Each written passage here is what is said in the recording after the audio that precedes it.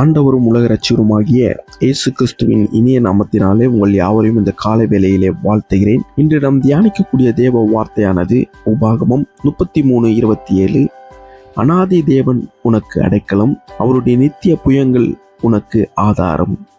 அன்பானவர்களே, இந்த புதிய காலையில் தேவன் நமக்கு தந்திருக்கிறார். இந்த நாளிலும் நம் நினைவில் வைத்துக் கொள்ள வேண்டிய ஒரு முக்கிய உண்மை என்னவென்றால், தேவனே நம்முடைய அடைக்கலம்.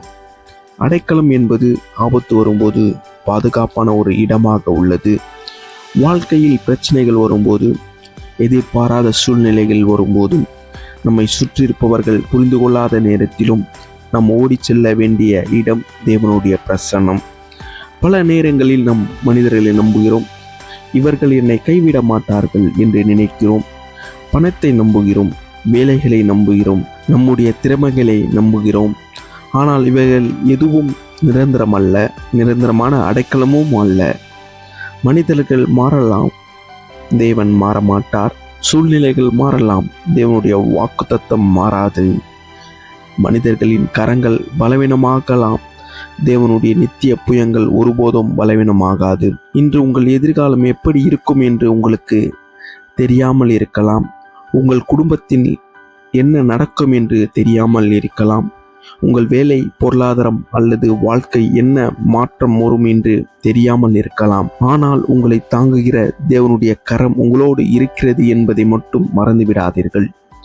இன்று நீங்கள் எந்த பிரச்சனையை சந்தித்தாலும் அதை உங்கள் மனதில் சுமந்து கொண்டு நடக்காதீர்கள். கர்த்தாவே, நீரே என் அடைக்கலமும் உமது நித்திய புயம் எனக்கு ஆதாரம் என்று சொல்லி அதை அவருடைய கரத்தில் ஒப்படைத்து விடுங்கள். இன்றைய நாள் எப்படி இருக்கும் என்று நமக்கு தெரியாது. ஆனால் அந்த நாளை நடத்துகிறவர் யார் என்று நமக்கு தெரியும். அவர் நம்முடைய அடைக்கலம், அவர் நம்முடைய பலன், அவர் நம்முடைய ஆதாரம். ஆகவே பயப்படாதீர்கள். தேவனை பற்றி கொண்டு இந்த நாளை விசுவாசத்துடன் தொடங்குங்கள். ஜெபிப்போம். அன்பான ஆண்டவரே, நீரே எங்கள் அடைக்கலம். எங்கள் வாழ்க்கையில் வரும் எல்லா சூழ்நிலைகளிலும் உமது கரத்தில் நாங்கள் கொடுக்கிறோம். உம்மையே நம்பியிருக்கிறோம். உமது நித்திய புயங்கள் எங்களை தாங்கட்டும். எங்கள் குடும்பத்தையும் வேலையும் எதிர்காலத்தையும் உமது கரத்தில் ஒப்படைக்கிறோம். இன்று முழுவதும் உமது சமாதானமும் பாதுகாப்பும் எங்களோடு இருப்பதாக இயேசுவின் நாமத்தில் ஜெபிக்கிறோம். ஆமேன். தேவனே என் அடைக்கலம், அவருடைய நித்திய புயம் என் ஆதாரம்.